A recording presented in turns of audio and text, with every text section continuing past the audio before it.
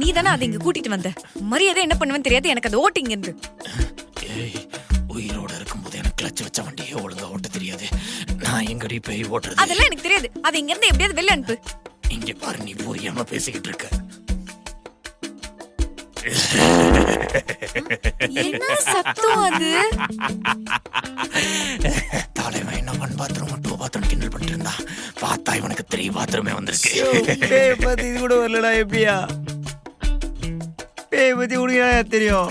போயா அப்படி. டேய் ஏதாவது மேஜிக் பண்ணுடா. எங்களை இங்க இருந்து எங்கயாவது வெளில தள்ளிட்டு போ. ஐயோ இங்க பாரு, டெலிபோர்டேஷன்ல என் பவர்ல கிடையாது. அதுக்கு எனக்கு 14வது நாள் காரியம் பண்ணணும். நம்புதிரியா? ஐயோ எவன்டா இவனை காப்பாத்துனது? Oh shit, that was me. உன்னை காப்பாத்த வந்து நாங்க மாட்டிக்கிட்டோம். பேசாம ஒண்ணு பண்ணலாம். இங்க இருந்து அப்படியே எகிரி குதிச்சு தப்பிச்சிடலாம். ஏச்சி லூசானி, குதிக்கும் போது ஏதாவது கம்பியில மாட்டி அப்புறம் டிமாண்டி காலனி படத்துல வர மாதிரி கிரில் சிக்கன் மாதிரி சுத்த ஆரம்பிச்சிருவேன். அதுவும் இல்லாம 3வது மணில இருந்து குதிக்க சொல்றேன். பைத்தியம். வந்துருச்சு வந்துருச்சு வந்துருச்சு வந்துருச்சு. யாராவது கடைசியா சாரி தான் சைலன்ஸ் சொல்லி இப்ப சொல்லிக்கடா. I love you Kavya. I love you Prem Kumar. பிரேமா? அது யாரு? அவனா என் ஸ்கூல் கிரஷ். அவன் கிடைக்கலனால அவனை லவ் பண்ணேன். அடுத்து ஐ லவ் யூ குமார் பட்டியா.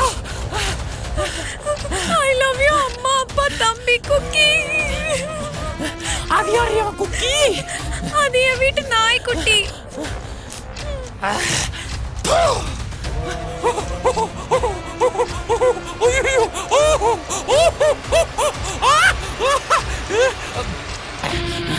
நான் யாருன்னு தெரியுதா?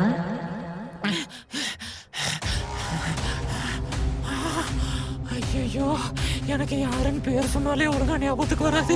நீ என்னடி கோடு வாடெல்லாம் வச்சு பேசிக்கிட்டு இருக்க? நான் தான் உன்னோட திவ்யா.